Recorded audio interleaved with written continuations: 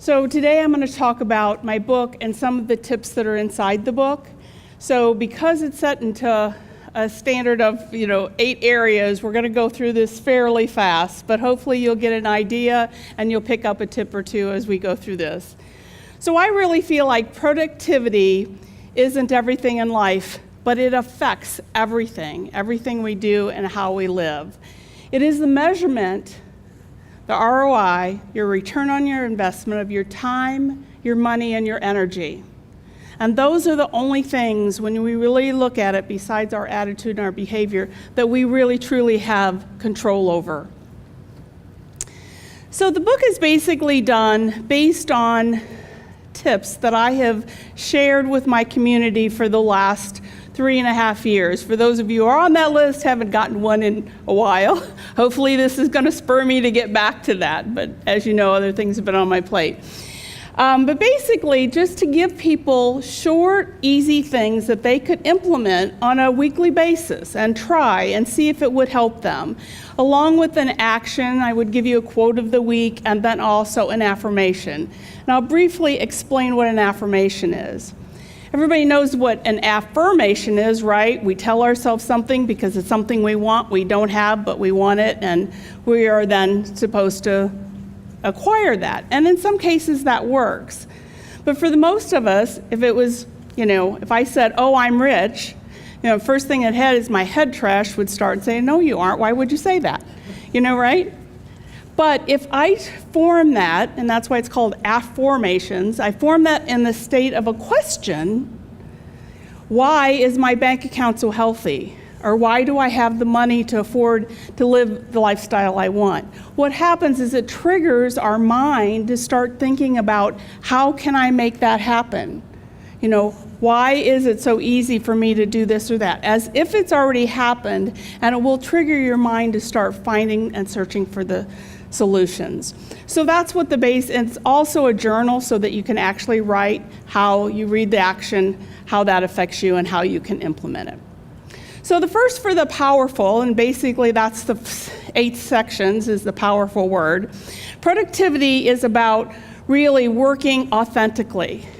It's really about knowing who you are, what works for you, what doesn't work for you. A little bit about what Jim said today. It's about really finding out and knowing who you are, and it's knowing what's working for you. Just a prime example, little thing. I was in a workshop, and there was just a small group of us, and the facilitator had us do an exercise, and they turned on some music. Nice, quiet, classical music. I enjoy that. That helps to keep me focused. The person next to me, I thought she was going to jump out of her skin. She just could not stand the music, and she's a very hyper, person, and you would think that would help calm her, but that would give her the totally opposite effect.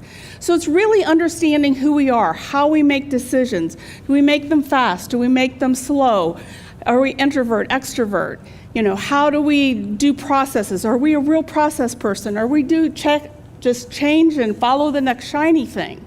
Those are things and details. Are we really detailed, or do we really care about the details? So knowing who you are and what works for you can make a huge difference. The O is about organization, being organized. Jim, again, talked about this morning about clutter. I look at clutter in 5 areas. So clutter, what we all think about is physical clutter. It's not just physical. We have our mental clutter that really can affect us and not take us where we want to go. We have our financial clutter that can be in the way, especially small business owners sometimes. We have digital clutter, and then we have social clutter.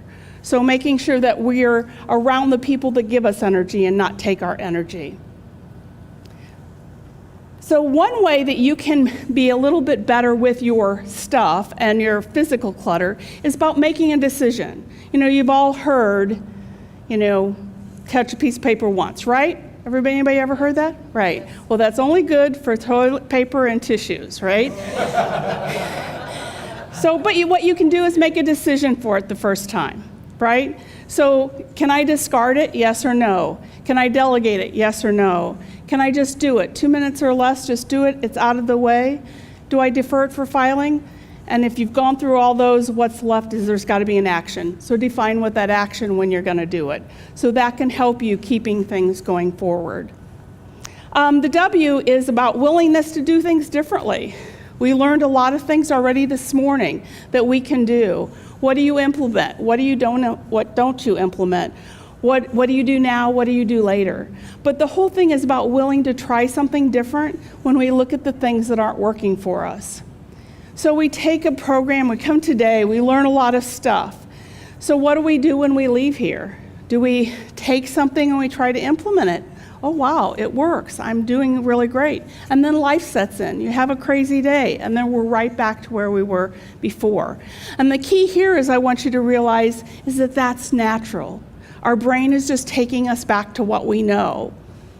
And so the key here is to remember to get back on. So when we teach our children how to ride a bike and they fall off, we don't say, well, you can't ride the bike any longer. You're no good, you fell off. But that's what we tell ourselves when we're trying to do something new. We tell ourselves, oh, see, that didn't work for me. I can't do that. But we haven't given ourselves time enough to learn and develop and turn it into a habit. And then basically email. Anybody get too much email? Right. Well, email is awesome. It's an awesome tool that we've been given, right? We can talk and chat to somebody across the world in seconds. Sometimes it takes longer to get through on the telephone than to do that, right? And that's awesome. But the key is it's been given to us, but we've never been taught how to use it or how to process it. So having a process to deal with your email is huge. So one little tip is what I say the BAB of email is basically be brief.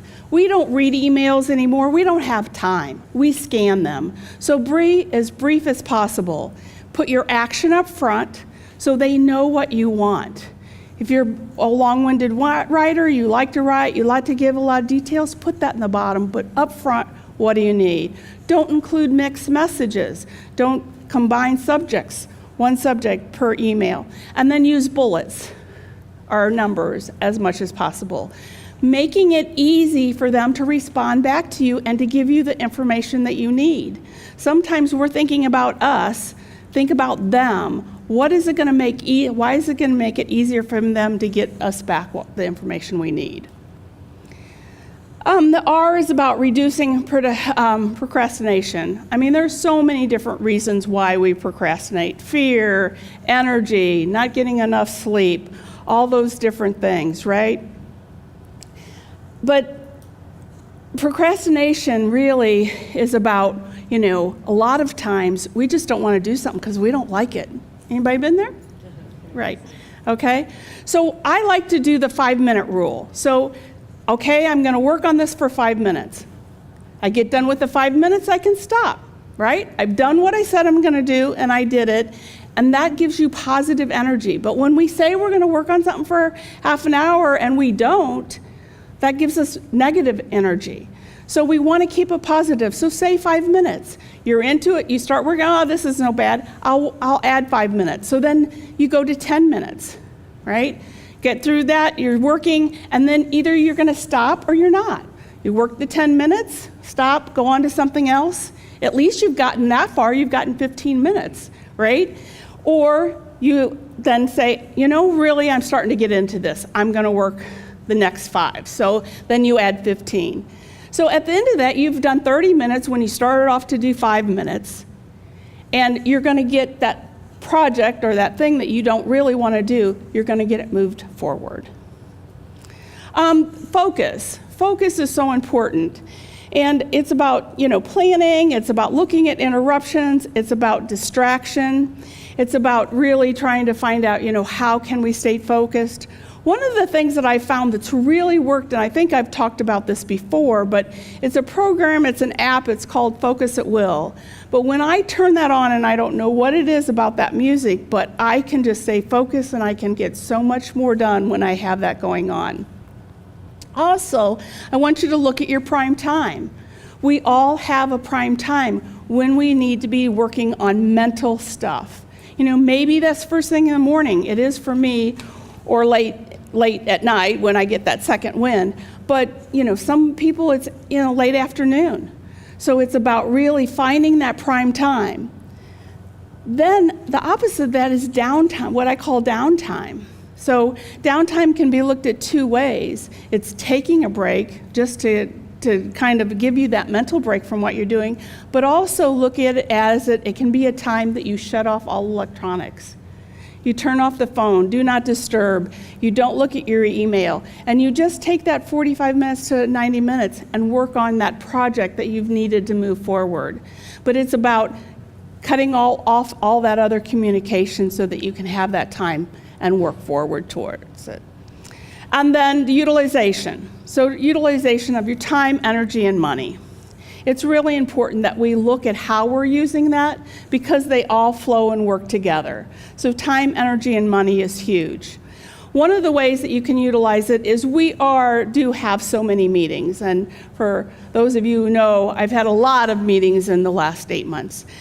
Sitting in doctor's offices and waiting for a lot of different tests.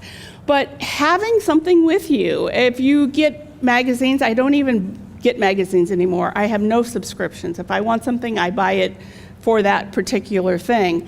But the nice thing about it is that if you do, flip through it really fast, tear out those articles you want to read, get rid of the rest of the magazine, and carry those with you. But have something with you that will make it easier for you to just get through some of that reading. We all have so much reading that we need to do.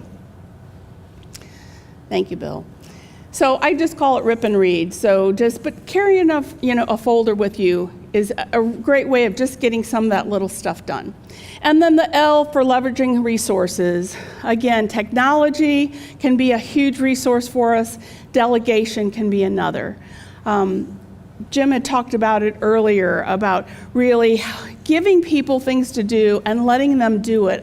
I can't express how important that is. Letting people, because they bring a different skill set than you do.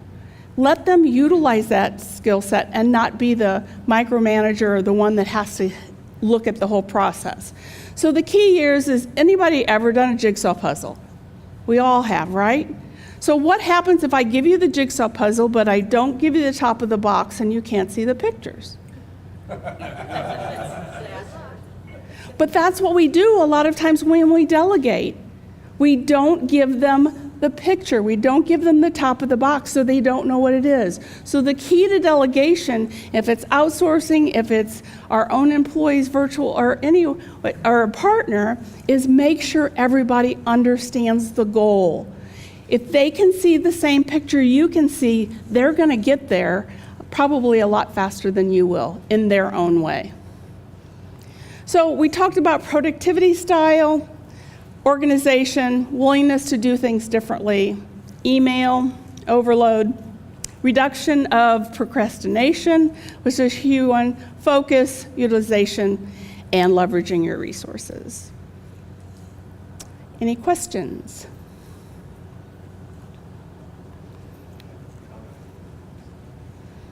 The rip and read suggestion is a great suggestion, and I have a recommendation for a tool for digital ripping and reading.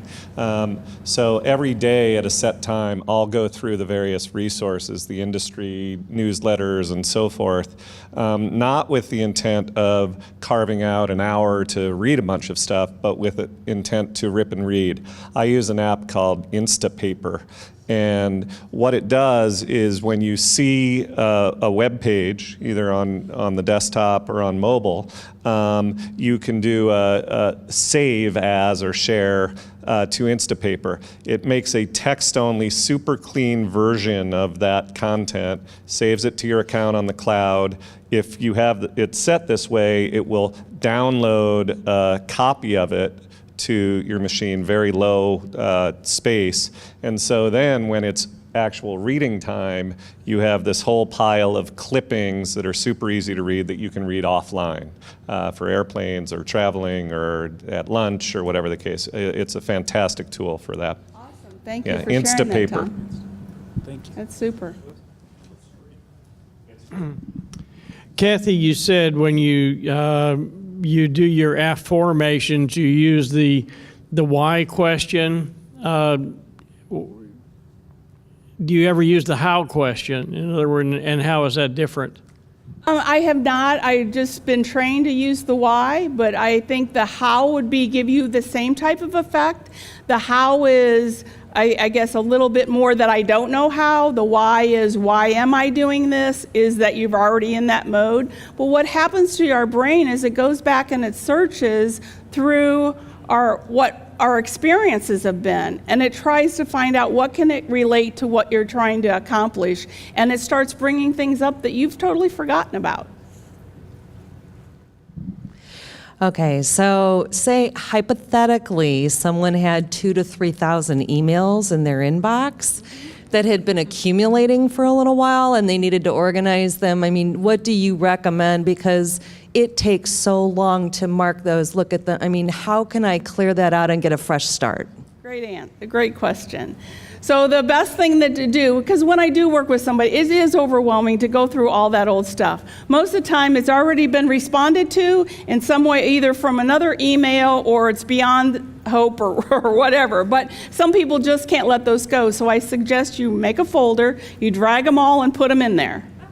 And you start off with a clean inbox. Keep your new inbox clean and slowly go through that folder. But what it does is if you're trying to clean it up and new stuff's piling up, it just gets too overwhelming. And by moving it out, starting a new strategy, it will make it a lot easier.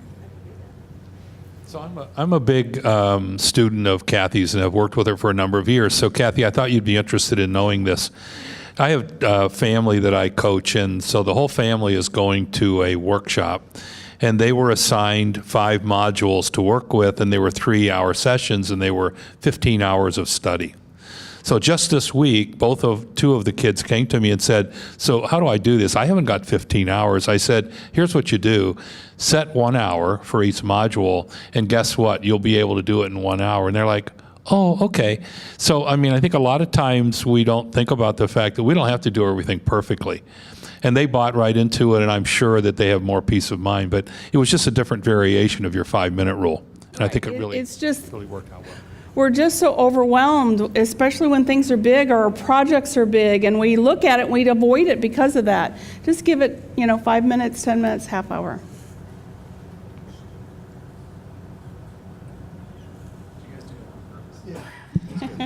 Cathy, how can we get a hold of your book? You can get a hold of my book. Well, 2 things. I have them here if you want to take it with you. Otherwise, if you go to my website, you can probably get it for free just for shipping. So the price is shipping. So thank you for asking. Well, okay, 1 more minute. Anybody else? And I think Lori had something too. Cathy, you were talking about fighting our nature and not doing that sort of thing. What are some of the suggestions you have for people to get them to look at things differently, whatever that task might be, so that it fits their nature more effectively? Well, if you're struggling with it, usually there's probably a better way for you to be doing it. So that's the number one thing. The easiest way is that I do an assessment with people to help them understand that what how they feel and what they need are natural. So if you make decisions really fast or you're really slow making decisions, knowing that gives you the okay that this is what I need to be doing. And when we work in our natural productivity style, it just reduces stress and makes things easier for us. But it's really what is not working, and then look at those things is where I'd start. And then just pick one and say, okay, I need to find a better way. What seems natural for me to really do this my way? Cathy, one of the things I had was about your book too, so thank you, Will, for bringing that up. But the other thing I wanted to just reiterate is you had talked about, the learning to ride a bike. And that's so true, because I've worked with Cathy. She has helped me greatly in being more productive and delegating and that sort of thing within my organization. And one of the things I've learned is it's really hard to change those habits, and you have to keep it front of mind. And it's okay, to fall down on that, but just to remember what you've learned, remember those processes you went through, and get back to it. Because what I have found is, although I still fall down several times, I find that each time I get back up, it's easier to fall back into that process. It's easier to maintain it. and you begin falling down a lot less as time moves on because you get into that habit. You reprogram your mind to be doing those. So thanks for bringing that up, and it's completely true. I just wanted to thank you for everything you've done for my business. Thank you for that answer, because that's exactly what I would have said. So, okay, I guess it's all. Thank you.